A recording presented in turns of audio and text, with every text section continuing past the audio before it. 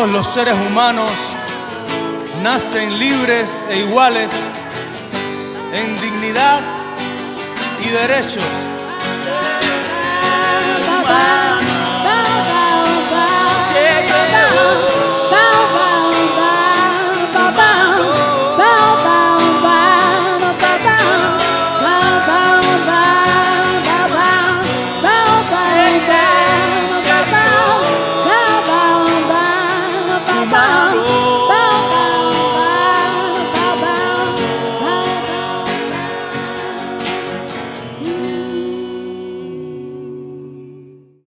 Bueno, les invito a que tomen asiento para seguir con este próximo panel sobre los 50 años desde que se firmaron los acuerdos de Helsinki.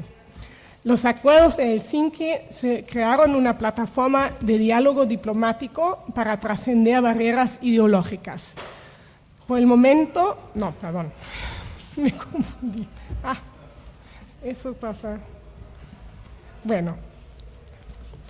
En el 1 de agosto de 1975 se firmaron los acuerdos de Helsinki como consecuencia de una primera conferencia que se celebró en el año 1973, también en Helsinki, sobre seguridad y cooperación en Europa.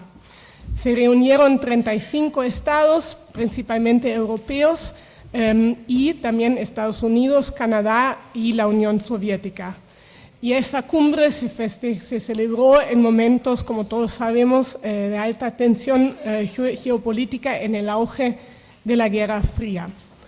Culminó en la firma de los acuerdos que establecieron 10 puntos importantes. Yo menciono solamente algunos, entre ellos el reconocimiento de las fronteras existentes posguerra, la resolución pacífica de conflictos, la no intromisión a asuntos internos de otros estados y, muy importante también en el contexto de nuestra conferencia, el respeto a los derechos humanos. No fue un tratado vinculante, pero sí una declaración de intenciones de todos los estados que participaron. Al inicio hubo algunas críticas de que se veían más ventajas para la Unión Soviética, principalmente en el reconocimiento de las fronteras posguerra y también ventajas económicas. Pero con el tiempo se veía que principalmente la parte de respeto a los derechos humanos cobró mucha importancia, principalmente para la gente que vivió dentro de algún país dentro de la Unión Soviética. Hoy en día otra vez estamos enfrentando altas tensiones geopolíticas y aquí en la mesa somos todos europeos, una guerra en el corazón de Europa. Por eso me alegra muchísimo de poder saludar a este tan distinguido panel que va a hablar sobre la importancia de los acuerdos de Helsinki para sus respectivos países y para la Unión Europea, y también los aprendizajes que podemos llevar para los conflictos en el mundo actual.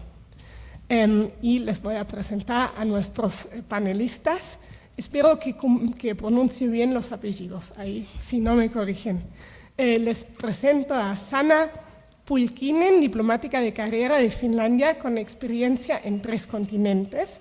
Se desempeña como jefe adjunta de misión en la Embajada de Finlandia en Buenos Aires. Desde que comenzó en el servicio exterior en 2005, ha sido destinada a la misión finlandesa en Nicaragua y ha trabajado en Helsinki, especialmente en política y cooperación para el desarrollo, particularmente en el sudeste asiático, pero también evaluando los resultados de las políticas de desarrollo. Es licenciada en Ciencias Políticas de la Universidad de Helsinki. Al lado de ella saludamos a Bogna Ruminovich, encargada de negocios de la República de Polonia ante Argentina, Uruguay y Paraguay. Comenzó su carrera en el Ministerio de Relaciones Exteriores de Polonia en el año 2011, en el área de la Unión Europea y posteriormente de las Naciones Unidas. Representó a Polonia ante la ONU durante su membresía en el Consejo de Seguridad. Además, estuvo a cargo de los asuntos de los derechos humanos en la tercera comisión de la Asamblea General. Posteriormente se desempeñó como asesora del presidente de la Asamblea General durante el periodo número 77 de sesiones. Es máster en Relaciones Internacionales de la Universidad de Poznan, máster en Derechos Humanos y Democratización dentro del programa de Maestría Europea. Filip Kanda es el jefe adjunto de la misión de la Embajada de la República Checa en Buenos Aires. Anteriormente se desempeñó en el Ministerio de Relaciones Exteriores de la República Checa como vocero en los departamentos de las Américas y Asia-Pacífico y en las embajadas en Brasilia y Kuala Lumpur. Trabajó como corresponsal y editor de noticias internacionales para la televisión checa.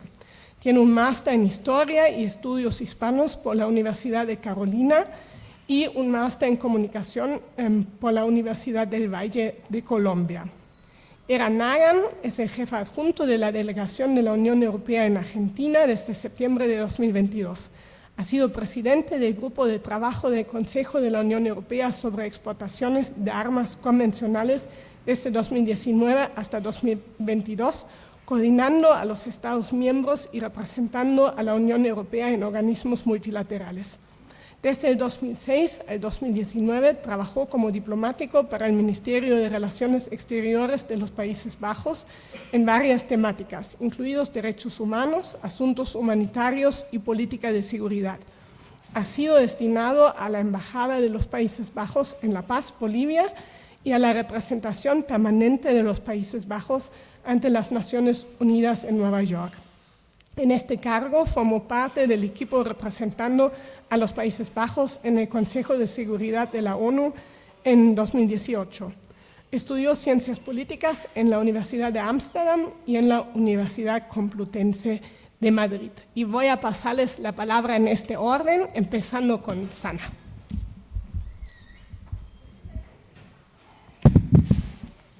Gracias. Muy buenas tardes y gracias por la invitación. Es realmente un honor estar aquí. Bueno, como Sonia mencionó, que hace 50 años ocurrió algo excepcional en Helsinki.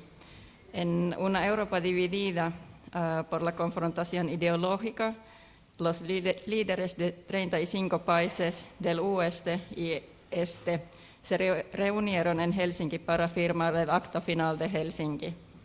Este documento histórico estableció 10 principios que Susana en realidad mencionó, entonces no voy a repetir, pero nosotros nos comprometíamos en estos principios y es para respetar la inviolabilidad de las fronteras, resolver disputas pacíficamente y garantizar los derechos humanos fundamentales a nuestros ciudadanos.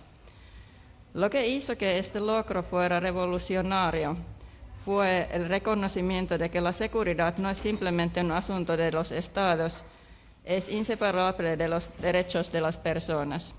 Y eso es algo fundamental del Acta Final de Helsinki. Y el Acta Final redefinió el concepto de la seguridad, ampliándolo más allá de las consideraciones militares para incluir los derechos humanos, la cooperación económica, pero también la protección del medio ambiente. Como dijo el ministro Jaakko Iloniemi, quien lideró los esfuerzos de la Conferencia para la Seguridad y Cooperación en Europa por parte de Finlandia hace 50 años, el objetivo era simplemente abrir una pequeña grieta en el telón de acero. Sin embargo, esa pequeña grieta se convirtió en una apertura que ayudó a remodelar Europa. En el corazón de esta transformación estuvo la sociedad civil.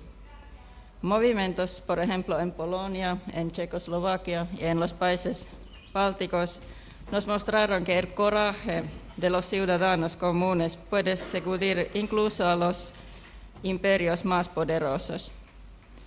Este es el poder del Acta Final de Helsinki, no solo en las firmas de los jefes del Estado, sino en las manos y corazones de quienes se atrevieron a creer que los principios importan y que la libertad es un derecho para todos y no solamente un privilegio para unos pocos.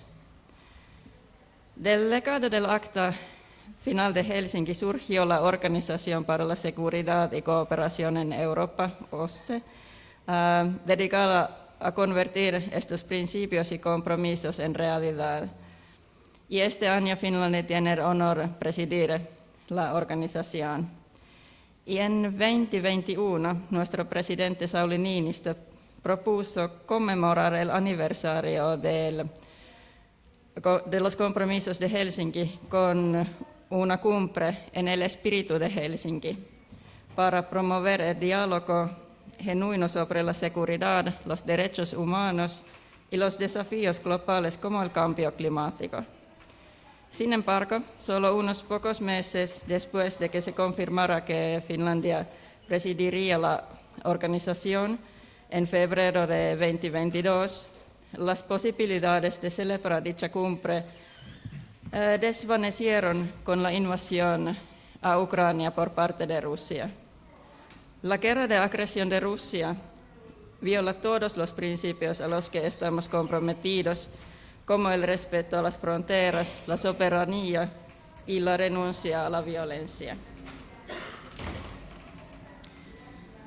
Y permítame ser claro, aunque el espíritu de Helsinki ha sido desafiado, los principios de Helsinki permanecen intactos.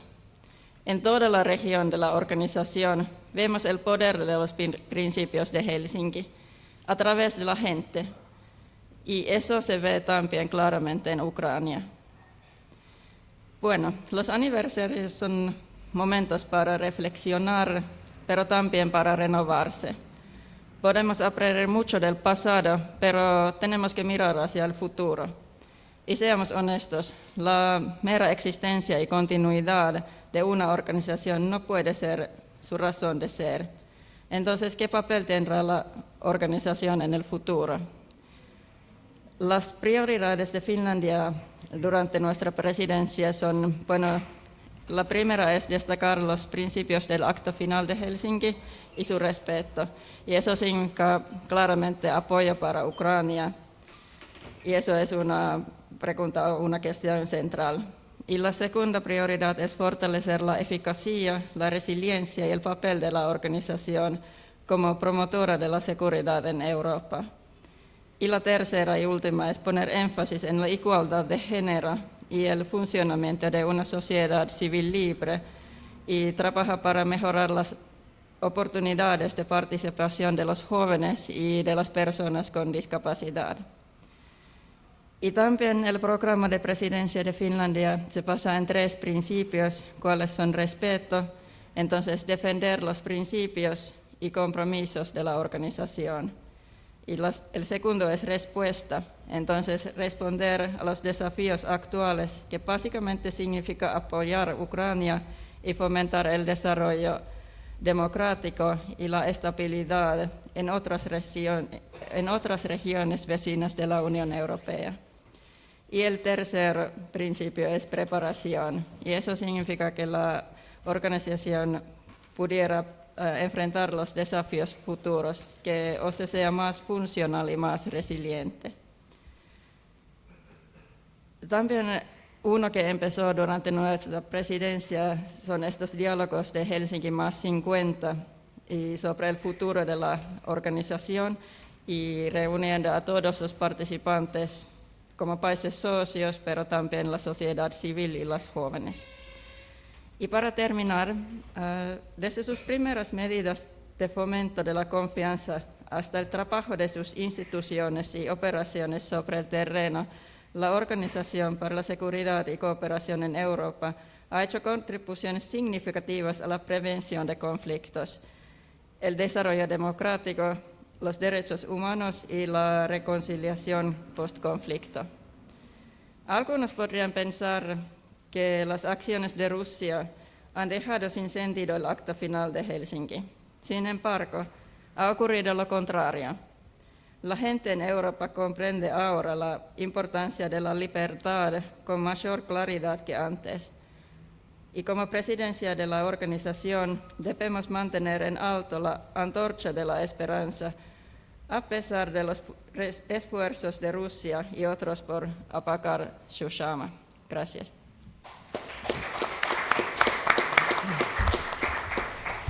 Muchas gracias, Ana. Me parece muy importante que en estos tiempos que a veces dan mucho lugar a la desesperación, hayas terminado tu intervención con unas palabras de esperanza que luego nos van a dar pie para algunas preguntas. Bogna, tienes la palabra. Muchísimas gracias y muy buenas tardes. Gracias, Finvera, por la invitación. Es un placer, un honor para mí participar en este panel, sobre todo compartiendo el panel con mis colegas. Y sí, es también para mí una oportunidad de presentar la relevancia de los acuerdos en el contexto de la historia de Polonia y la transformación democrática en Polonia. Entonces, como acabo de decir Sana, los acuerdos de Helsinki nacieron en un momento de las tensiones grandes en Europa entre este y oeste, pero al mismo tiempo nacieron en un momento de una gran esperanza en Europa que podemos encontrar un terreno entre dos bloques donde podemos colaborar en los aspectos de seguridad y de cooperación. Y también para el bloque del este, y sí, también obviamente en Polonia, esto también era el punto de inflexión de defensa de los derechos humanos y se convirtió como una fuente de la inspiración para los ciudadanos en Polonia que querían, que necesitarían una libertad y los cambios democráticos. Fueron también un apoyo moral y no solo moral para el movimiento de Solidaridad, que fue un primer sindicato independiente del régimen comunista en Europa Central y del Este. Pero Solidaridad no defendió solo los derechos laborales, sino luchaban por la democracia, por la libertad, por derechos humanos. Se convirtió como un símbolo de esta lucha, pienso que no solo en Polonia, pero al menos en Europa. Y sí, la actividad de Solidarność fue posible gracias a coraje a personas como Lech Wałęsa, Anna Walentynowicz, pero también miles de trabajadores, de intelectuales, de estudiantes, de Iglesia polaca también. Todos tenían un papel muy importante y también frente a la represión, a las amenazas, continuaron su lucha y gracias a los acuerdos de Helsinki que establecieron un sistema de monitoreo de derechos humanos, de los procesos democráticos. Esto fue también un muy importante apoyo para este movimiento y un sentido que no son solos con su lucha por la libertad y fue una fuente de la esperanza también. Y gracias a estos cambios, la determinación de la sociedad civil y también diálogo con el occidente, Polonia pudo transitar muy pacíficamente del comunismo a democracia en 1989 y desde entonces hemos construido una democracia sólida. Somos miembros de la Unión Europea, de OTAN, también participamos muy activamente en la política internacional, promoviendo valores de libertad y seguridad. Ya mencionó Sana que uno de los efectos importantes de los acuerdos de Helsinki fue también la creación de la Organización de Seguridad y Cooperación Europa, pero vale destacar también que en Varsovia se encuentra en sede de la organización dedicada a los derechos humanos y las instituciones democráticas. Es una organización, parte de la organización que es muy activa en los temas como promover elecciones democráticas, Estado de Derecho, las libertades. Y gracias a eso, esto también convirtió a la ciudad de Varsovia en un centro clave de las discusiones sobre derechos humanos en la región y fortalece también nuestro compromiso a estos valores. Además, lo que es también importante es que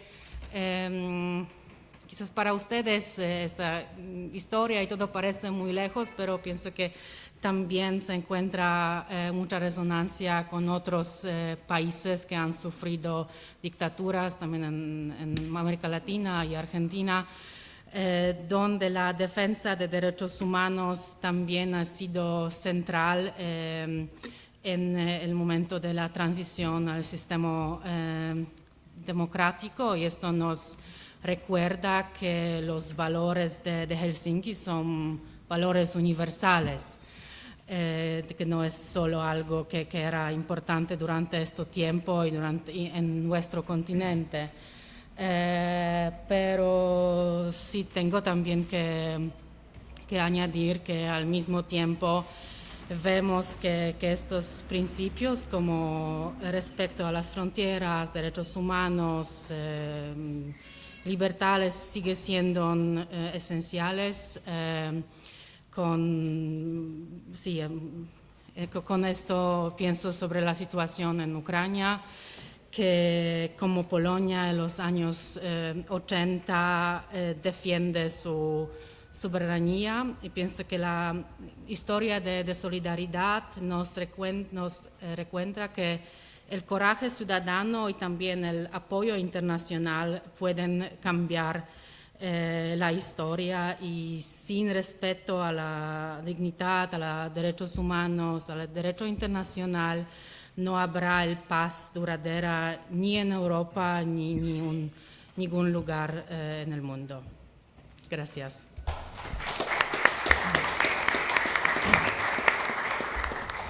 Muchísimas gracias, y pasamos la palabra a Philip. Muchas gracias, muy buenas tardes a todos y muchas gracias por su invitación.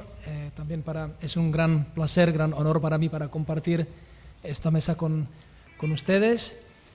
Y prometí a Susana ser breve en esta ponencia, así que vamos a hacerla breve y concisa, directa, para tener después preguntas también. Con respecto al Tratado de Helsinki, realmente tuvo un impacto significante a la oposición democrática en la Checoslovaquia de aquel tiempo, de los años 70 o 80, aunque no fue decisivo este apoyo, pero fue bastante significativo.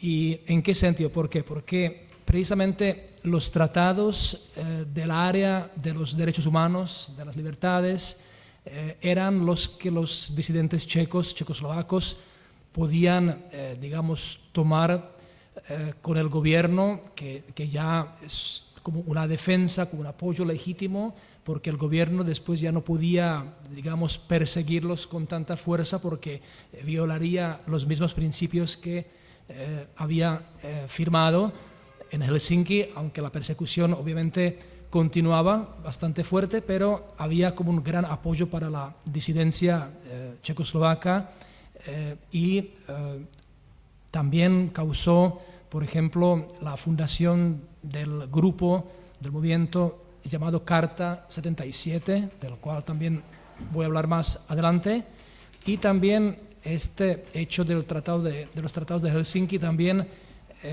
reforzó, digamos, la presión internacional, porque también después se empezó a conocer más en el mundo occidental sobre la situación de la oposición y de la disidencia en Checoslovaquia, y también la misma disidencia también se sentía más apoyada porque sabía que los argumentos con respecto a los derechos humanos, a los, digamos, órdenes democráticos ya eran legitimizados por este tratado.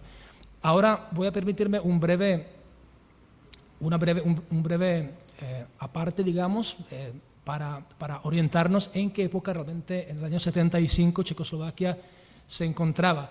Era una época de posguerra, ¿no? Principalmente, pero para Checoslovaquia también la época después del año 1968, que fue la invasión soviética contra Checoslovaquia, que aplastó, digamos, el movimiento democratizador del socialismo de aquel tiempo.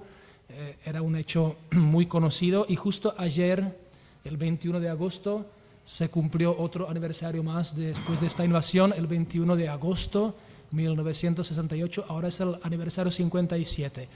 Y eso también me hace reflejar que cuando yo era joven, durante la época totalitaria, ese aniversario no se podía libremente celebrar, ¿no? Porque para el régimen era una ayuda hermana de los países del bloque soviético, o sea que no había lugar como para recordarlo como un aniversario de la invasión soviética, ¿no? Solo a partir del año 89 se empezó siempre a celebrar cada año, recordar este aniversario, pero en esa época de los 90, por ejemplo, ya nos preguntábamos cuál es la importancia de celebrar este aniversario de una invasión que ya había sido superada con la democratización de Checoslovaquia, con la revolución de terciopelo, que ya se creía que no tenía tanta importancia. Sin embargo, en los últimos años nos damos cuenta aún más que es muy importante seguir celebrando y recordando este aniversario, porque es la misma situación que enfrenta Ucrania por la invasión rusa, que los rusos y los soviéticos prácticamente son lo mismo, imperialistas, invasores, y entonces nos también hace recordar nuestros valores,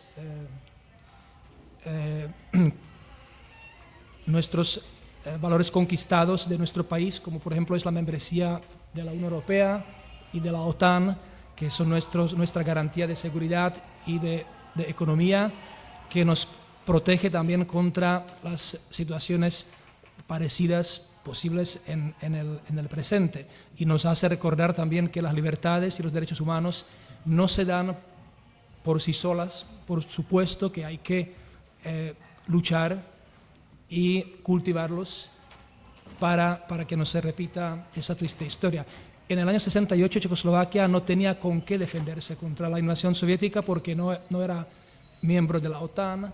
El mundo de posguerra, la Europa de posguerra estaba dividida, o sea que no había ninguna garantía de que algún país nos defendiera contra la Unión Soviética, o sea que prácticamente la capitulación se daba por supuesto. Hoy la situación de Ucrania es muy diferente y nosotros del mundo democrático, todos tenemos la obligación, la responsabilidad de defenderla, porque obviamente es la defensa de nosotros mismos y de nuestros principios del orden de derecho internacional, de las libertades y de la democracia. Pero volviendo al tema del Tratado de Helsinki y su influencia sobre el movimiento democrático y opositor en Checoslovaquia, pues precisamente se creía que el régimen con más dificultades iba a perseguir a los opositores, sin embargo lo hacía igual. Por ejemplo, un proceso muy importante fue en el año 1976, el proceso contra la banda musical de underground Plastic People of the Universe, que fue muy seguido también en el occidente, y justo esto fue como la última gota que también sirvió para la creación del movimiento la Carta 77, que era un movimiento de opositores que precisamente formaron un documento, un grupo, a través del cual querían monitorear y monitoreaban las violaciones de los derechos humanos del régimen comunista totalitario, y que también se fue difundiendo a través de publicaciones, digamos, ilegales, y también se fue a través de las emisoras internacionales informando al mundo occidental. Y entonces esta Carta 77 surgió en el año 77 y los fundadores fueron, entre otros, también Václav Havel, quien fue después primer presidente democrático después del 89, también Jiří Dienstbier, que fue el primer canciller de Checoslovaquia, también otros disidentes muy importantes. O sea que en la Carta 77, en esa época del 77 hasta el 89 prácticamente, fue ocupándose de difundir las violaciones y todo eso a base, digamos, del Tratado de Helsinki, de los acuerdos de la área de los derechos humanos adoptados también por el régimen checoslovaco, hasta que incluso influenciaba otros movimientos en los países vecinos, incluso también en Polonia, que Bogna mencionó también, creo que fue el grupo KOR y Solidarność, que fueron influenciados por Carta 77 y existía cierto tipo de cooperación.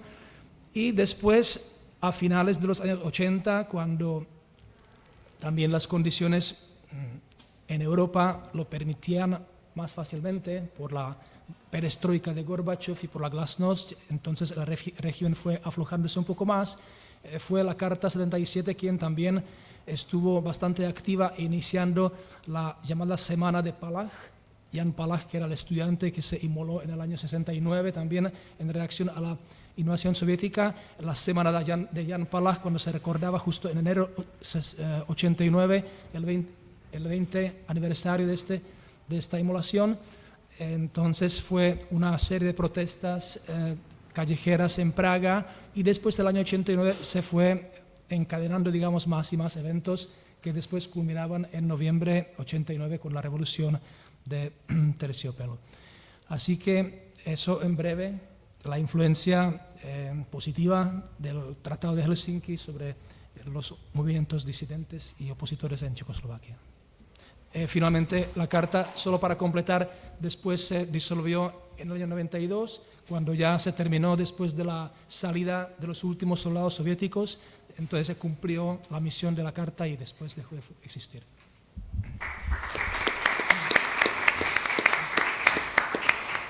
Muchas gracias, Philip. Y también, Bogna, me parece muy importante cómo han destacado el papel de la sociedad civil en todo este proceso y también voy a hacer preguntas sobre eso más al rato, pero primero pasamos la palabra a Eran. Muchas gracias, Susana, y quisiera primeramente felicitar a CADAL, a la Fundación Konrad Adenauer, por la organización de este día en el recuerdo de las víctimas del totalitarismo. Parece sumamente importante seguir hablando, discutiendo, conversando sobre temas de derechos humanos, Estado de Derecho, más que nunca tal vez en estas épocas que vivimos, donde el autoritarismo globalmente parece estar en auge. Es un placer compartir este panel con mis colegas europeos y bueno, no les va a sorprender que mis palabras como último orador tal vez no van a añadir demasiado porque estamos viendo este tema desde la misma perspectiva europea y creo que compartimos mucho los mismos puntos de vista.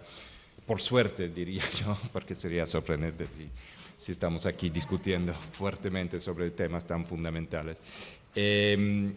Los acuerdos de Helsinki, sí, un hito que en plena Guerra Fría representaron una apuesta por el diálogo, por la cooperación y el respeto de los derechos humanos en Europa y más allá. Aquellos acuerdos no solo sirvieron como un compromiso político entre este y oeste, sino también como una plataforma que permitió a las sociedades civiles, en Europa del Este más que nada, exigir más libertad y más justicia y dignidad. Hoy, 5 décadas más tarde, coincido con Sana que los principios de Helsinki mantienen su vigencia, su valor. La dignidad humana, la libertad de pensamiento, el respeto al derecho internacional no son abstracciones, sino que forman la base misma de la paz y de la seguridad.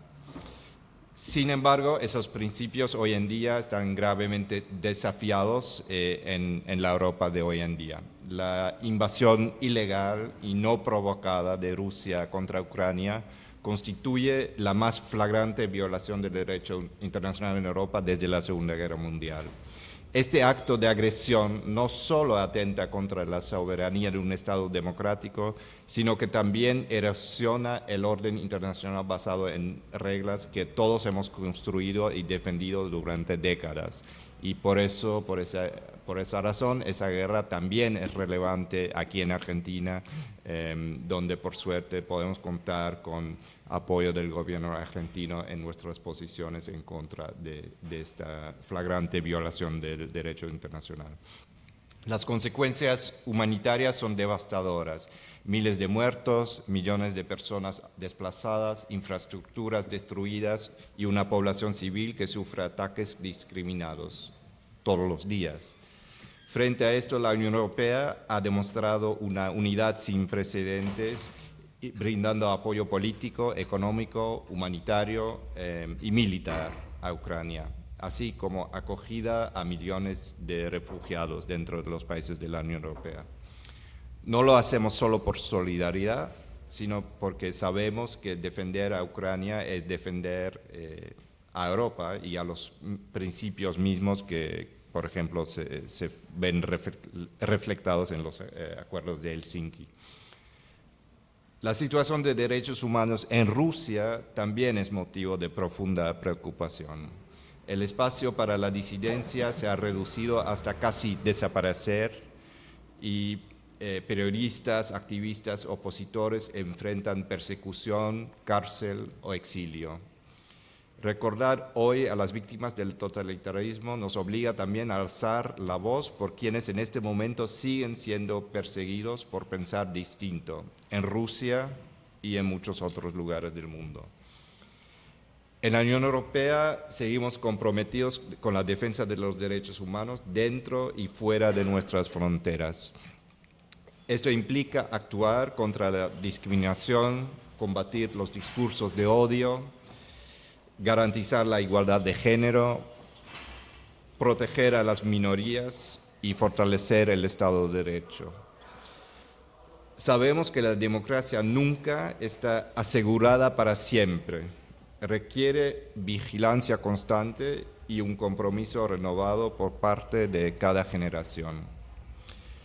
Por eso, en esta conferencia sobre memoria y derechos humanos, quiero subrayar la importancia de la solidaridad internacional. Las víctimas del totalitarismo nos recuerdan que cuando se cierran los espacios de libertad, cuando se silencian las voces críticas y se normaliza la violencia política, las consecuencias son trágicas y duraderas.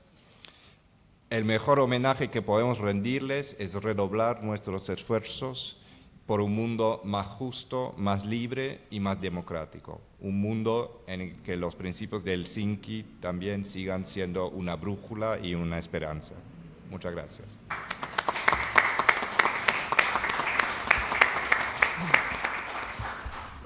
Muchas gracias, Eran, y muchas gracias a todos ustedes. Voy a tomar justamente tus últimas palabras porque trasladan la importancia de los acuerdos de Helsinki a todo lo que estamos viviendo en estos días. Y aprovecho para hacerte una pregunta muy difícil, porque obviamente la situación de hace 50 años atrás no se compara con la de hoy, donde hay un proceso bélico que cobra vidas todos los días. Pero sí me gustaría conocer tu punto de vista sobre cuáles son, pensando en que los acuerdos de Helsinki establecieron justamente una plataforma de diálogo entre dos bloques enfrentados, tal vez de manera distinta de la de hoy, pero qué aprendizajes podemos sacar para la actualidad, o sea, por dónde empezar y qué sacar de estos acuerdos para intentar, por lo menos con un granito de ver algo de luz al final del túnel. Sí. Bueno, y te refieres a la situación en Ucrania, la guerra sí, en Ucrania, sí. obviamente, y bueno, sí, no sé si, como tú mismo dijiste, no sé si es comparable la situación de los 70 con hoy en día. Obviamente estamos ahora enfrentando una Rusia de nuevo totalitaria, que lo era en los 70 también, o la Unión Soviética en ese caso, pero ahora abiertamente atacando un país independiente, flagrantemente violando el derecho internacional y simplemente con una agenda revanchista o como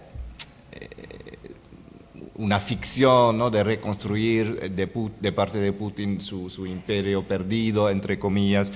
Entonces creo que es muy complejo. Y además pienso con una agenda abiertamente o no antidemocrática, porque una de las razones sin duda de la agresión rusa también es el miedo a tener un Estado democrático con mirada a Europa en lo que era parte en algún momento de la Unión Soviética. Si ese proceso, si Ucrania logra ser una democracia, un país con valores occidentales, europeos, universales, eso directamente pone una amenaza para el régimen autoritario de Putin, porque al final sí, son pueblos hermanos. Entonces, si en Kiev se puede hacer eso, en Moscú en teoría también se podría.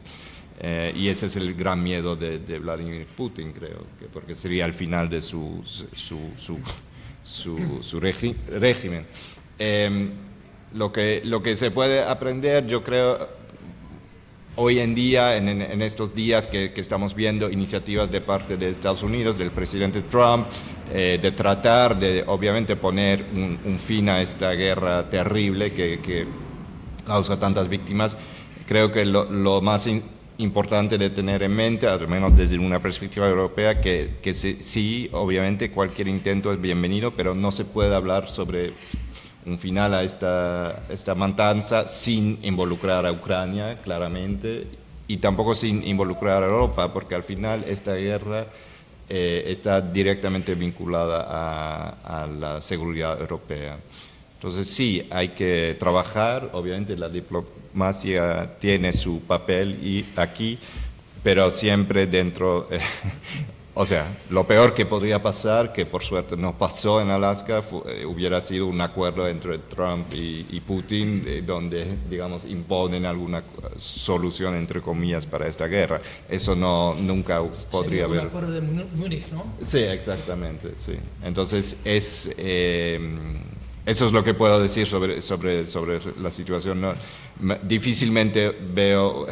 Tal vez no es responder porque no veo una lección directa de los acuerdos de Helsinki para la situación donde estamos, pero sí veo que esos principios, y ahí también vinculado al principio al no cambiar fronteras a través de una guerra, la integridad territorial, la soberanía de los países, esos son los principios que hay que rescatar hoy.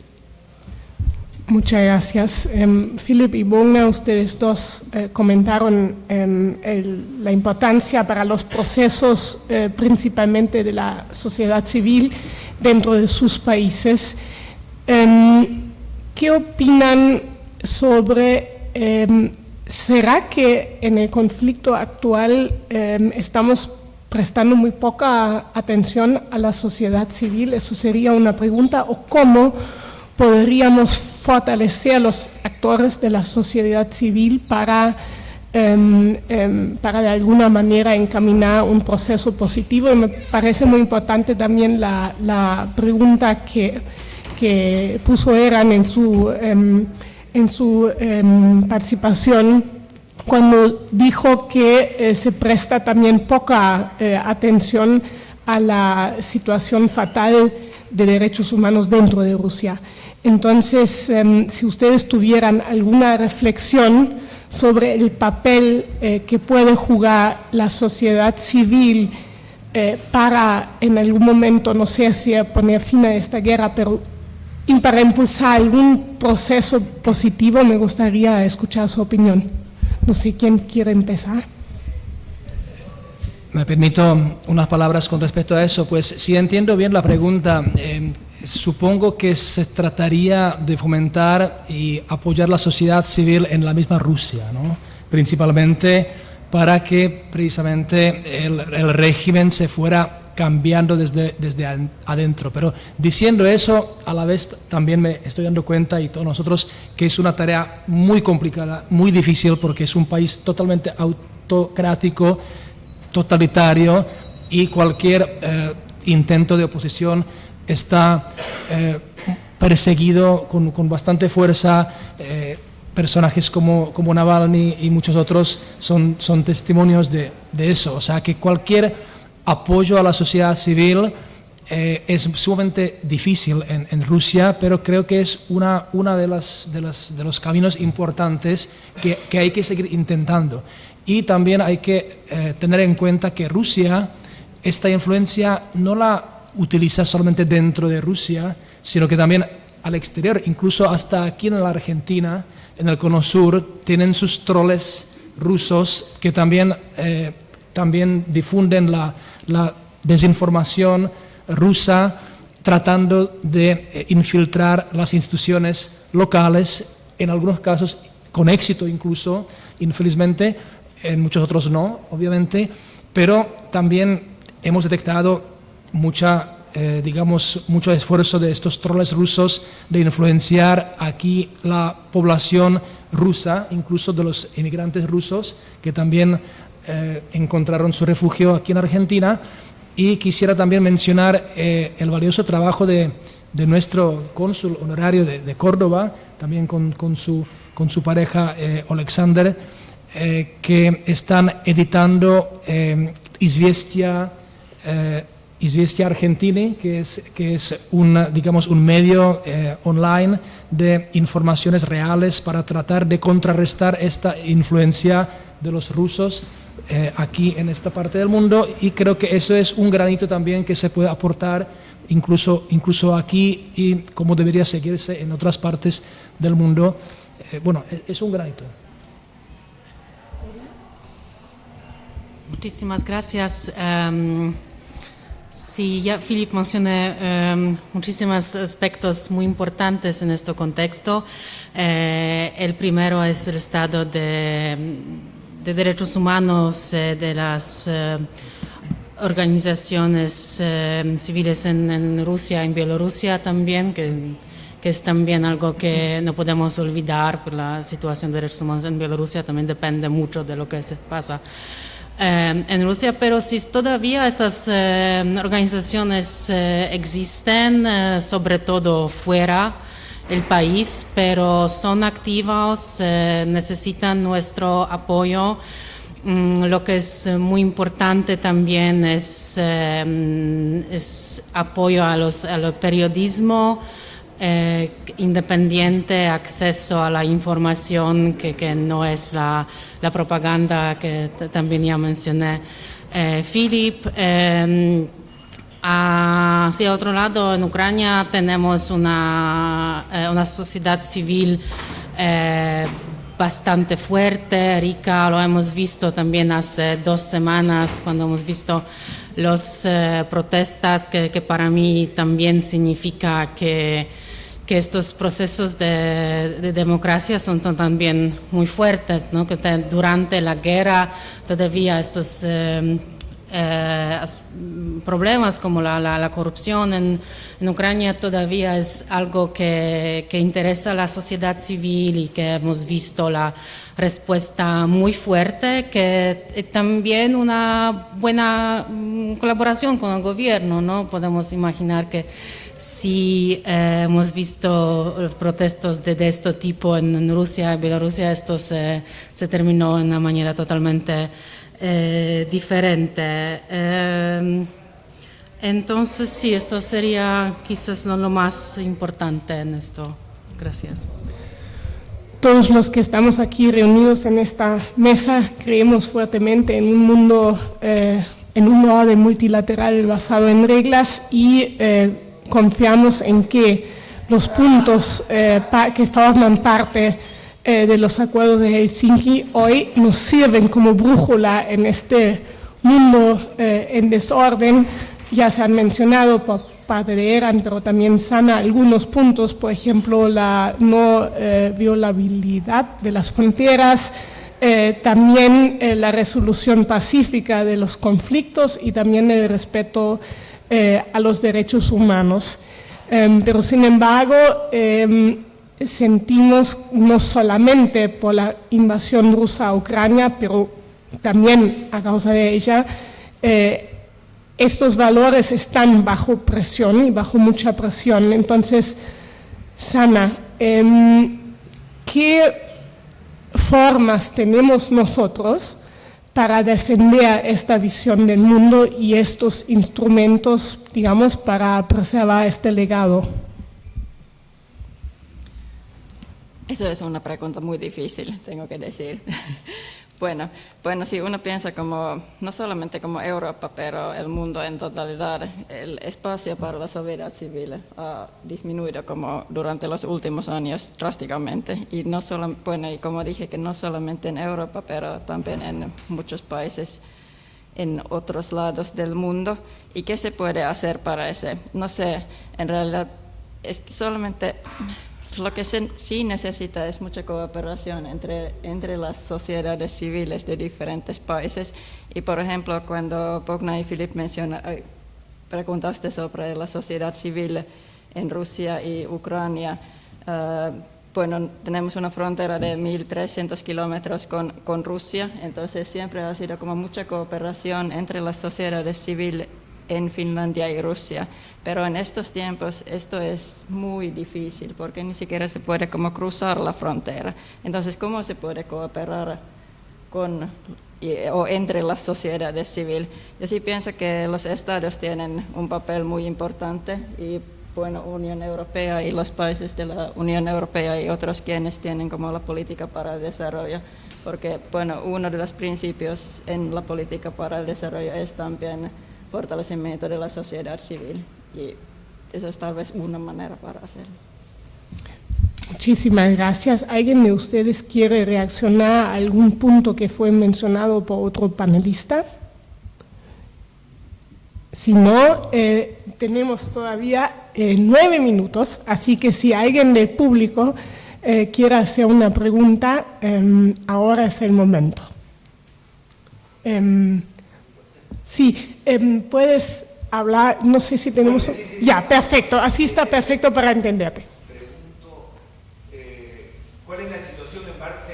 Ustedes son expertos en la situación, porque en el panel que yo participé se habló un poco de... En Ucrania, la guerra sí, en Ucrania, sí. obviamente, y bueno, sí, no sé si, como tú mismo dijiste, no sé si es comparable la situación de los 70 con hoy en día. Obviamente estamos ahora enfrentando una Rusia de nuevo totalitaria, que lo era en los 70 también, o la Unión Soviética en ese caso, pero ahora abiertamente atacando un país independiente, flagrantemente violando el derecho internacional y simplemente con una agenda revanchista o como una ficción, ¿no?, de reconstruir de parte de Putin su imperio perdido, entre comillas.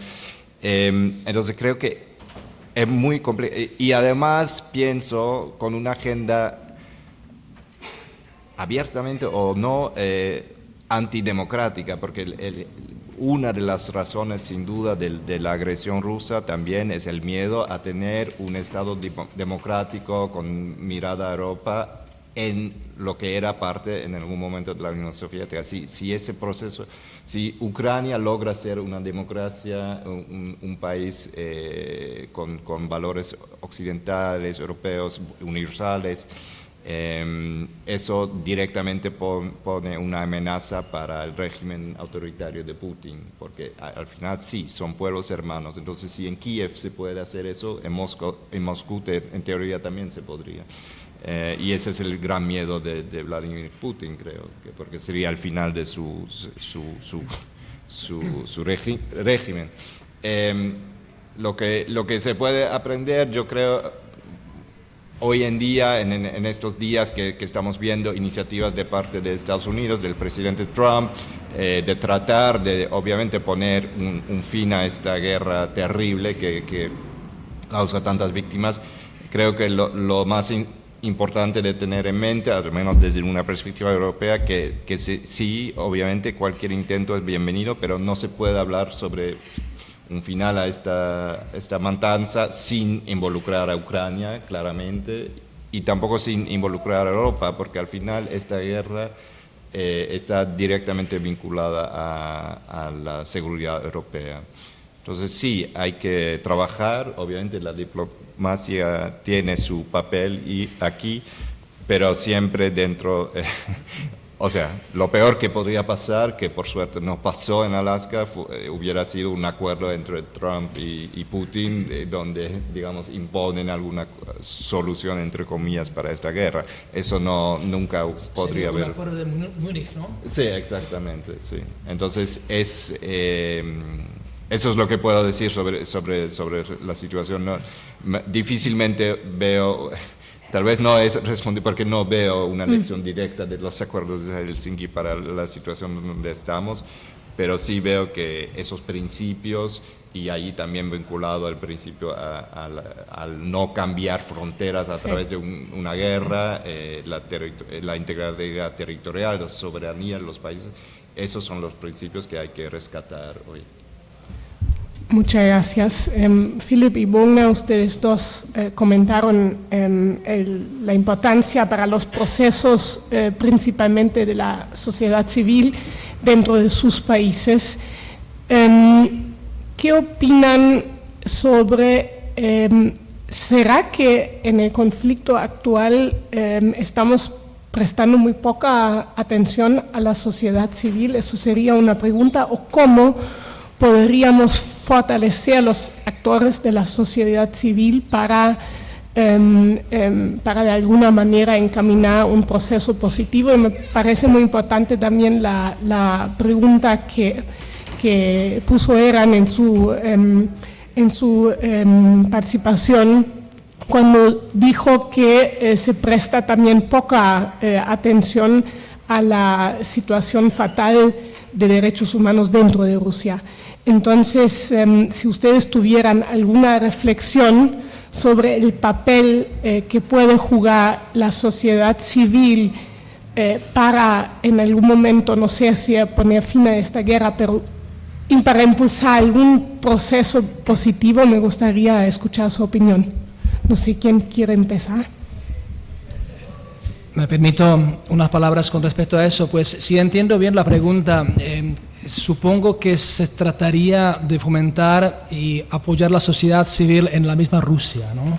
Principalmente para que precisamente el régimen se fuera cambiando desde adentro. Pero diciendo eso, a la vez también me estoy dando cuenta, y todos nosotros, que es una tarea muy complicada, muy difícil, porque es un país totalmente autocrático, totalitario, y cualquier intento de oposición está perseguido con bastante fuerza.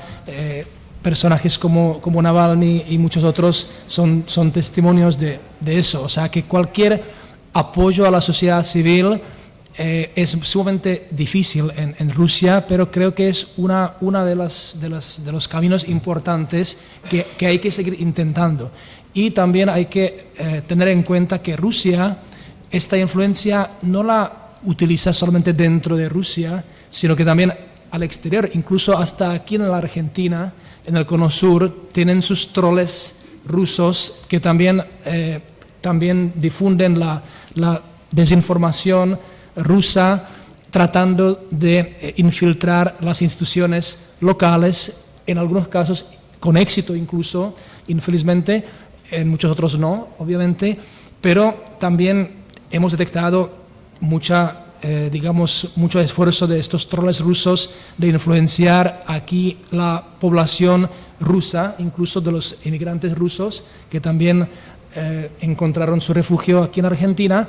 Y quisiera también mencionar el valioso trabajo de nuestro cónsul honorario de Córdoba, también con su pareja Alexander, que están editando Izviestia Argentini, que es un medio online de informaciones reales para tratar de contrarrestar esta influencia de los rusos aquí en esta parte del mundo, y creo que eso es un granito también que se puede aportar incluso aquí y como debería seguirse en otras partes del mundo. Bueno, es un granito. Muchísimas gracias. Sí, ya Philip mencionó muchísimos aspectos muy importantes en este contexto.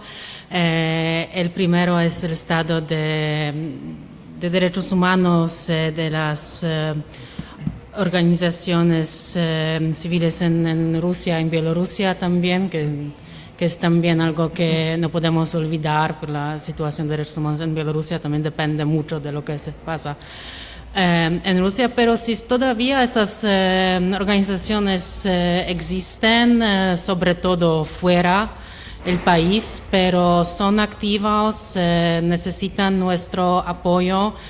Lo que es muy importante también es apoyo al periodismo independiente, acceso a la información que no es la propaganda que también ya mencioné Philip. Hacia otro lado, en Ucrania tenemos una sociedad civil bastante fuerte, rica. Lo hemos visto también hace 2 semanas cuando hemos visto las protestas, que para mí también significa que estos procesos de democracia son también muy fuertes, ¿no? Que durante la guerra todavía estos problemas como la corrupción en Ucrania todavía es algo que interesa a la sociedad civil, y que hemos visto la respuesta muy fuerte, que también una buena colaboración con el gobierno, ¿no? Podemos imaginar que si hemos visto protestos de este tipo en Rusia y Bielorrusia, esto se terminó de una manera totalmente diferente. Entonces sí, esto sería quizás no lo más importante en esto. Gracias. Todos los que estamos aquí reunidos en esta mesa creemos fuertemente en un mundo, en un orden multilateral basado en reglas, y confiamos en que los puntos que forman parte de los acuerdos de Helsinki hoy nos sirven como brújula en este mundo en desorden. Ya se han mencionado por parte de Eran, pero también Sana, algunos puntos, por ejemplo, la no violabilidad de las fronteras, también la resolución pacífica de los conflictos, y también el respeto a los derechos humanos.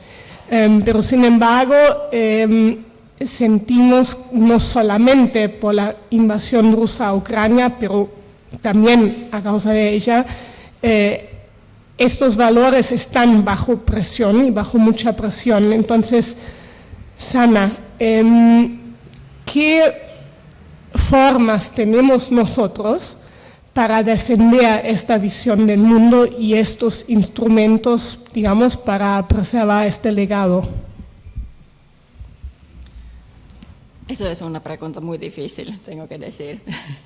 Bueno, si uno piensa como, no solamente como Europa, pero el mundo en totalidad, el espacio para la sociedad civil ha disminuido como durante los últimos años drásticamente. Y no solo, y como dije, que no solamente en Europa, pero también en muchos países en otros lados del mundo. ¿Y qué se puede hacer para eso? No sé, en realidad es que solamente lo que sí necesita es mucha cooperación entre las sociedades civiles de diferentes países. Y por ejemplo, cuando Bogna y Philip preguntaste sobre la sociedad civil en Rusia y Ucrania, tenemos una frontera de 1.300 kilómetros con Rusia, entonces siempre ha sido como mucha cooperación entre las sociedades civiles en Finlandia y Rusia, pero en estos tiempos esto es muy difícil porque ni siquiera se puede como cruzar la frontera. Entonces, ¿cómo se puede cooperar o entre las sociedades civiles? Yo sí pienso que los estados tienen un papel muy importante, y bueno, Unión Europea y los países de la Unión Europea y otros quienes tienen como la política para el desarrollo, porque bueno, uno de los principios en la política para el desarrollo es también fortalecimiento de la sociedad civil y eso es tal vez una manera para hacerlo. Muchísimas gracias. ¿Alguien de ustedes quiere reaccionar a algún punto que fue mencionado por otro panelista? Si no, tenemos todavía 9 minutos, así que si alguien del público quiere hacer una pregunta, ahora es el momento. Sí, puedes hablar, no sé si tenemos... Sí. Ya, perfecto, así está perfecto para entenderte. Pregunto, ¿cuál es la situación en parte? Ustedes son expertos de la situación, porque en el panel en que yo participé se habló un poco de ese tema, pero ¿cuál es la situación de la OTAN? ¿Qué rol está jugando la OTAN? No sé si alguien quiere hablar de eso, porque por una parte la percepción que se tiene es que Estados Unidos no es que se ha salido de nada, sino que también ha presionado, esta administración ha presionado para que todos aporten más a la OTAN y no sea nada más un esfuerzo de Estados Unidos y que los demás estén la izquierda o la derecha en el poder del Senado. El tema de los gringos, porque ellos son hawkish en la política y quieren estar, nosotros somos prudentes. Ahora, ante la invasión de Ucrania y la posición de esta administración de Estados Unidos, pareciera que más bien la OTAN se está reforzando de manera más orgánica. Ya los propios países europeos están decidiendo preocuparse políticamente a la izquierda y a la derecha de eso. ¿Cómo lo ven? ¿Quién quiere contestar? Eran. Gracias por la pregunta. Sí, algunas consideraciones sobre la OTAN. Pienso que en Europa, desde ya la primera presidencia de Trump y luego también con Biden, poco a poco nos hemos estado incluso antes de la invasión plena a Ucrania, nos hemos estado despertando y dándonos cuenta que la dependencia plena en términos de seguridad de Estados Unidos no es necesariamente algo bueno para Europa. Y varios presidentes americanos, no solo Donald Trump, también Obama un poco, luego Biden también, nos dieron a entender que la contribución europea tendría que subir.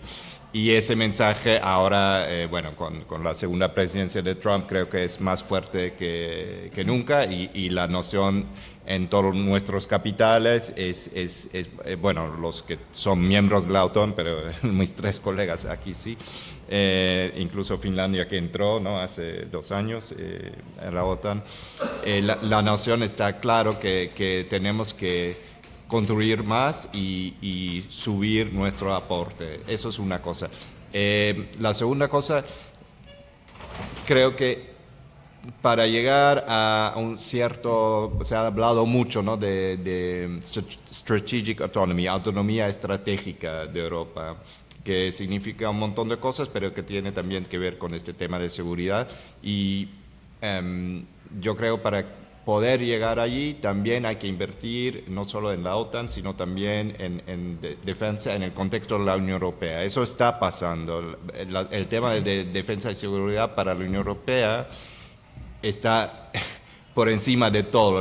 Durante la presidencia polaca, por ejemplo, este medio año, primera mitad de este año fue el primer punto, ¿no?, de la presidencia y por primera vez, por ejemplo, para darte un ejemplo muy concreto, entre los 27 comisarios de la Comisión Europea, desde el año pasado por primera vez hay un comisario para defensa, que es un expresidente de Lituania. Entonces, el tema está allí, estamos trabajando desde una perspectiva europea también a través de fondos, por ejemplo, fomentando la unificación de industrias de defensa entre varios países. Existe, por ejemplo, ese European Defense Fund, que son subvenciones a la industria militar, si hay proyectos de, digamos, una fábrica en Italia, Alemania, Francia o Chequia o donde sea, que trabajan de manera conjunta en artículos de defensa, entonces reciben fondos europeos. Es una manera para poco a poco ir integrando el complejo militar industrial europeo y ser menos dependiente de otros actores geopolíticos. También tiene que ver con ser más eficaz, ¿no?, entre los ejércitos europeos. No creo que estamos yendo dentro de los próximos 10 20 años a un ejército europeo, pero estamos plantando semillas que quién sabe en un futuro muy lejano, no quiero sonar demasiado federalista aquí, pero en un futuro muy lejano pueda ir por ese camino. Tal vez unas palabras más, gracias. Fue muy completo. Para nosotros en Europa, para todos, prácticamente la OTAN es la organización básica en nuestra seguridad, ¿no? Eso está muy claro, igualmente que la Unión Europea es nuestra garantía del progreso económico, la OTAN es la garantía de la seguridad, especialmente el artículo número 5 que todos conocemos, ¿no? Acudir a la ayuda del Estado atacado, digamos, y esto del ingreso, de aumentar el aporte para la OTAN, creo que lo tienen nuestros países también todos muy claros, especialmente en mi país, nuestro presidente, y soy muy orgulloso de nuestro presidente actual, Petr Pavel, en su época fue número 2 del mando de la OTAN, lo entiende perfectamente. La otra cuestión es que también los presupuestos tienen que ser siempre aprobados por nuestros parlamentos de los países y son también unas luchas internas debido a los partidos opositores también bastante fuertes, pero creo que poco a poco debe llegarse a esa conclusión que es inevitable aumentar los aportes para la defensa porque es la única garantía de nuestras libertades conquistadas durante tanto tiempo. Sí, puedo añadir porque mencionó Finlandia. Bueno, me gustó mucho como Philip puso este cumbre de Helsinki como en el contexto. Y si uno piensa como era Europa en los años 70, pero también como ya antes de eso, entonces como para Finlandia era mucho para balancear entre este y oeste. Y cuando decidimos como solicitar la membresía en la OTAN era seguramente como un paso hacia el este. Y entonces eso era como nuestra estrategia para la seguridad. Y también eso así terminó nuestra como neutralidad que habíamos tenido por decenas de años. Pero algo que añado para este OTAN, que bueno, es una estrategia para la seguridad, y eso también es un vínculo para la sociedad civil, es que en Finlandia tenemos esta seguridad integral y eso es también algo que, bueno, OTAN es una organización militar en este sentido, pero también quiere como poner énfasis en otros riesgos y no solamente militares, porque por ejemplo cambio climático, todo eso. Entonces esta seguridad integral significa que toda la sociedad está preparada para diferentes tipos de crisis y no solamente guerra. Muchísimas gracias a todos ustedes.